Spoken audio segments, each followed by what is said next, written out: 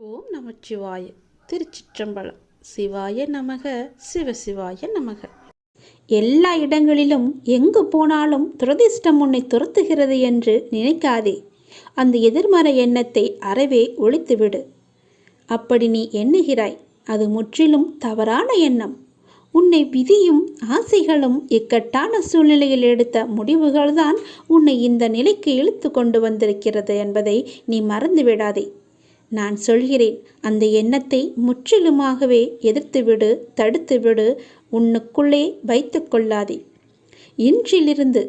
இன்றிலிருந்து உனக்கான நேரம் தொடங்கிவிட்டது. உன்னுடைய உடல், உன்னுடைய மனம், உன்னுடைய பணம் ரீதியான உன் அனைத்து கஷ்டங்களும் இன்றிலிருந்து நீங்கும்.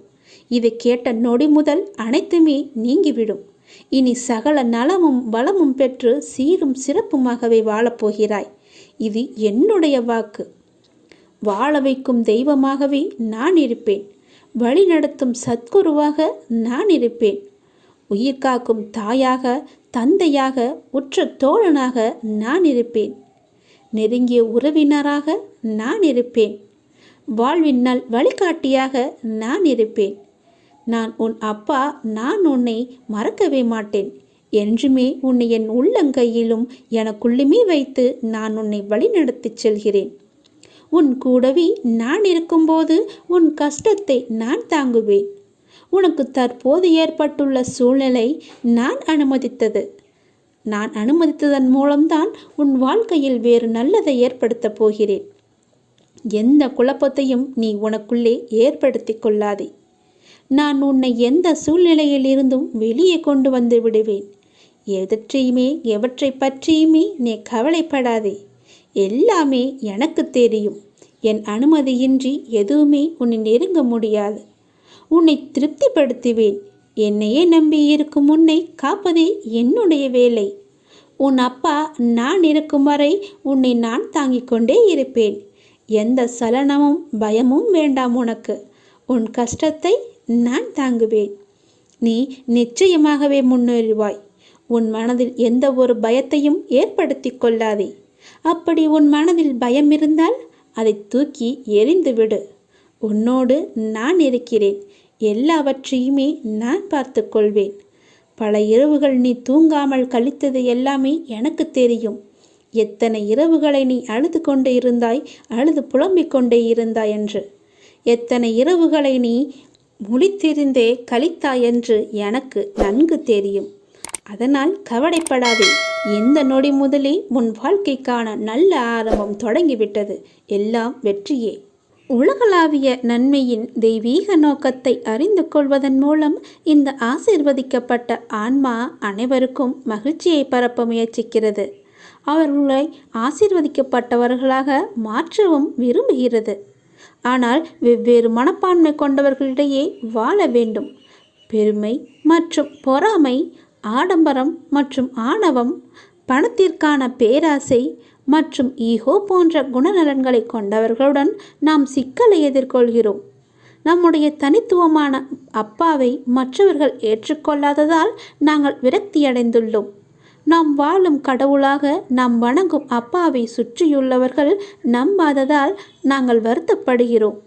அது மட்டுமல்லாமல் சில சமயங்களில் நம்மிடம் ஆதிக்கம் செலுத்தவும், ஏமாற்றவும், கொடூரமாக நடந்து கொள்ளவும் முயற்சிக்கும் நபர்களின் வழியை நாம் தாங்கிக் கொள்ள வேண்டும்.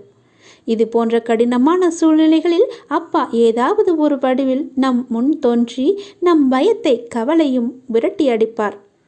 நான் உன்னுடன் இருக்கிறேன் என்று. என்னை தியானித்து உனது உன்னத பணியை அச்சமின்றி செய்யென்று உறுதியளித்திருக்கிறார் நம்முடைய அப்பா. நம்முடைய அப்பாவின் தெய்வீக பாதங்களில் நாம் சரணடைவோம். அவர் கூறும் வார்த்தைகளை எல்லாமே நாம் பின்பற்றுவோம். தெய்வீக உறுதிமொழியை நாம் எடுத்துக்கொள்வோம். நம் அப்பா நம்மை காப்பார் என்ற நம்பிக்கை நம்மிடம் வேண்டும். நம்மை படைத்தவர் அவரே. எல்லாம் வல்ல இறைவன் என்று நினைத்து அவன் பாதங்களில் உங்கள் கஷ்டங்களை எல்லாவற்றையுமே போட்டு விடுங்கள். என் அப்பன் ஈசன் நினைத்தால் எல்லாவற்றையுமே செய்து முடிப்பார். ஒரு நொடி போதும். ஆண்டியையும் அரசனாக்குவார், அரசனையும் ஆண்டியாக்குவார். அவர் மீது நம்பிக்கை வைத்தால் எல்லாமே நல்லதே நடக்கும். தான் என்ற அகங்காரத்தை உடனே அழித்துவிட வேண்டும். இல்லையென்றால் அவரே அழைத்து விடுவார். நான் தான் பெரிது என்று எதற்குமே அலையாதே, எதையுமே செய்யாதே. எதையுமே தான் என்ற அகங்காரம் இன்றி, அகம்பாவம் இன்றி செய். அந்த அப்பனின் அருள் உனக்கு நிச்சயமாகவே கிடைக்கும். அவர்தான் நமக்கு எல்லாவற்றிற்குமே பெரியவர்.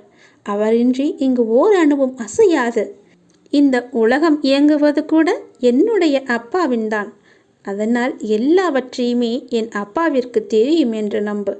அப்பாவின் அருளின்றி எதுவுமே நடக்காது என்று நம்பி அவரிடம் சரணடைந்து விடு. தினமும் அவர் நாமத்தை சொல்லிக் கொண்டே இரு.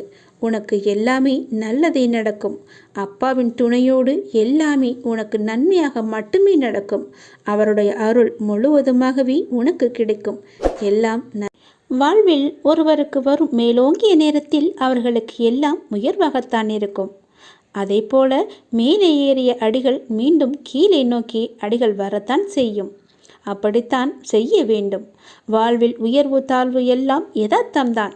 ஆனால் அதை புரிந்து நீ எடுக்கும் அடிகளில் உன் பலத்தை சோதிக்கும் அளவிற்கு கடினமான சூழ்நிலைகள் எல்லாம் வந்தாலும் அதை தாண்டி நீ அடிகளை எடுத்து வைக்க வேண்டும்.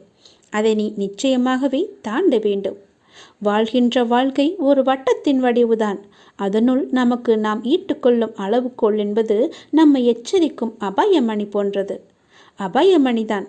போகும் அடிகள் சரிதானா, அவைகள் உன்னை கொண்டு போகும் திசை சரிதானா என்று உன் மனதில் உனக்குள் எழும் எச்சரிக்கை மணியாய் உன் குரல், என்னுடைய குரல் உனக்கு இருக்கும். அந்த வட்டத்திற்குள் மாயை என்ற நிழல் பின்தொடர்ந்தால் உன்னுள் நீ போடும் வட்டத்திற்கு உள்ளே மாயையின் ஆதிக்கம் ஆரம்பிக்கும். அது என்னிடமிருந்து உன்னை தூரப்படுத்தி ஆசைகளை அருகில் கொண்டு வர வைக்கும். அவற்றை தடுத்து உன்னை அந்த வட்டத்திற்குள்ளிருந்து இழுத்து கொண்டு மேலோங்கி வா என என் கையை நான் தருவேன். அப்போது நீ செய்ய வேண்டியது ஒன்றுதான். அந்த மாயையிடம் சிக்கிக்கொள்ளாமல் என் கையை நீ நம்ப வேண்டும். அப்பாவின் கை உனக்கு நம்பிக்கை, தன்னம்பிக்கை கொடுக்கும். வெற்றி அடைவா என்ற எண்ணத்தை கொடுக்கும்.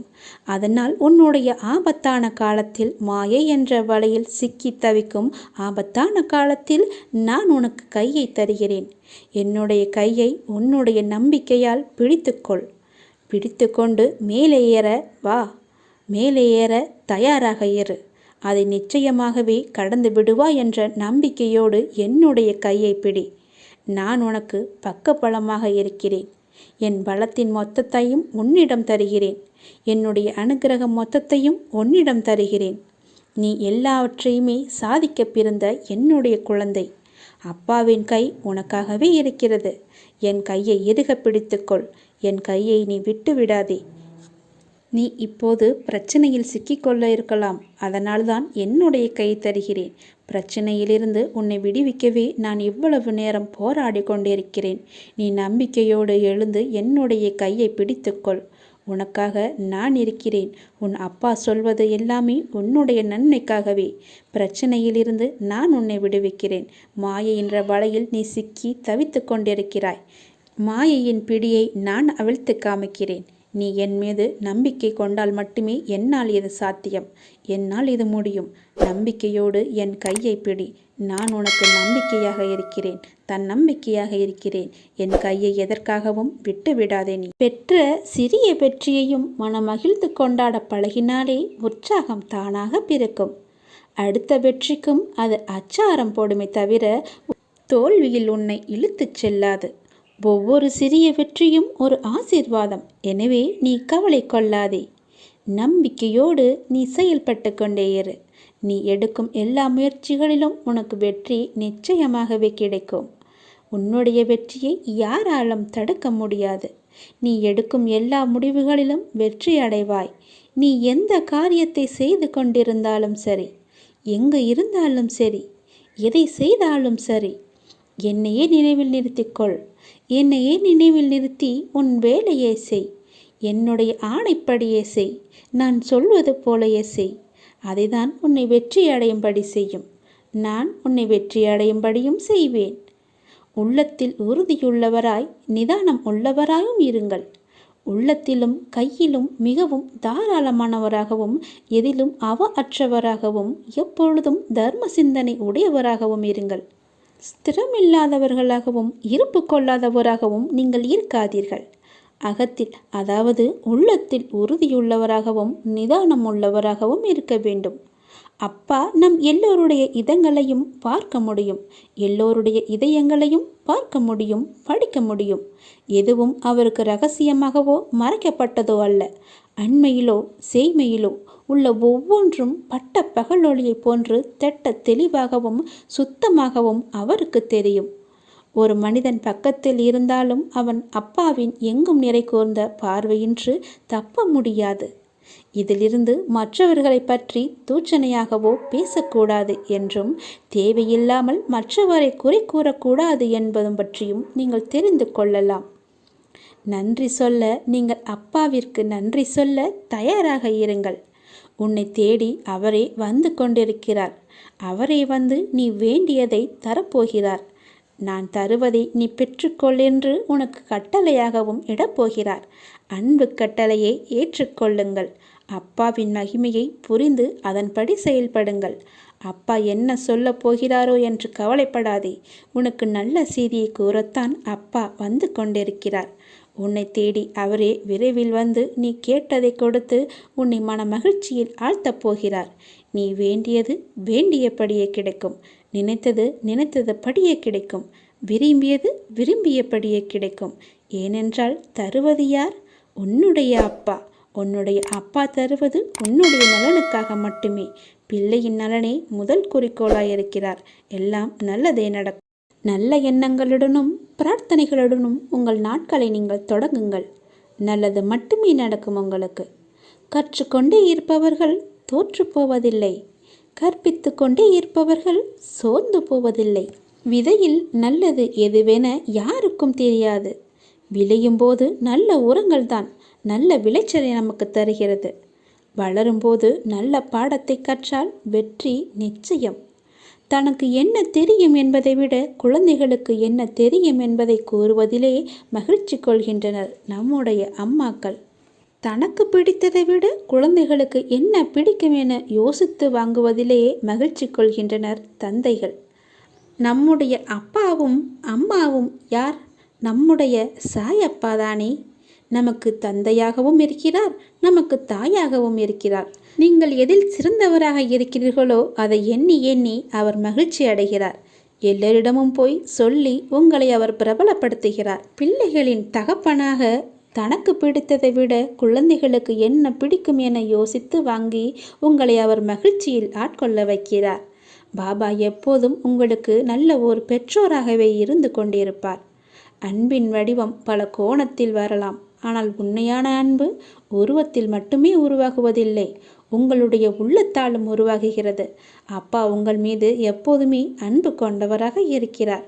உங்களுக்கு அனைத்து சோதனைகளும் உன் மன வேதனைகளும் இன்றுடன் உன்னை விட்டு மறைய போகிறது. உன் எதிர்கால வாழ்க்கை நீ எதிர்பார்ப்பது போல அமையப் போகிறது. அப்பா உங்களுக்கு எதிர்கால வாழ்க்கையை சிறப்பாக அமைத்து தருகிறேன், சிறப்பாக அமைத்திருக்கிறேன். அதில் நீ சென்று வாழப்போகிறாய். சூழ்நிலைக்கு ஏற்ப வாழ்க்கையை அமைத்து கொள்வதுதான் வெற்றிகரமான வாழ்க்கையின் பூரண ரகசியம். இந்த உண்மையை உணர்ந்தவர்கள் வாழ்வில் நிச்சயமாகவே வெற்றி பெறுவார்கள். உனக்கு வரும் பிரச்சனைகள், கஷ்டங்கள் எல்லாவற்றையுமே தூரத்தில் என்று ரசித்து பழகு. அதை நீ கிட்ட வர வைக்காதே. கிட்ட வர வைத்தால் உனக்கு தான் கெடுதல். தள்ளி நின்று பார்க்க நீ பழகிக்கொள். தள்ளி நின்று பார்க்கும்போது அது உனக்கு மிக சாதாரணமாக தெரியும், மிக சிறியதாக தெரியும். கிட்டே வரும்போதுதான் அது உனக்கு பெரிய பூதாகரமாக இருக்கும். அதற்கான தீர்வு காண்பதும் மிக கடினமாகிவிடும். அதனால் எல்லாவற்றையுமே தூர இருந்தே பார்க்க பழகிக்கொள். அப்போதுதான் அது உனக்கு எளிதாக தெரியும். நான் மகிழ்ச்சி அடைய என்ன இருக்கிறது என்று கேட்காதே. உனக்கு எல்லாமே மகிழ்ச்சியான சூழலாக இனி ஒவ்வொன்றாக அமையப் போகிறது. இனி எல்லாமே நல்லதாகவே நடக்கப் போகிறது. பல வெற்றிகள் உனக்காக காத்து கொண்டிருக்கின்றன. நீ எதிர்பார்த்தது நிச்சயமாகவே நடைபெற நான் உன்னை ஆசீர்வதிக்கிறேன். நீ நன்றாகவே இருப்பாய்.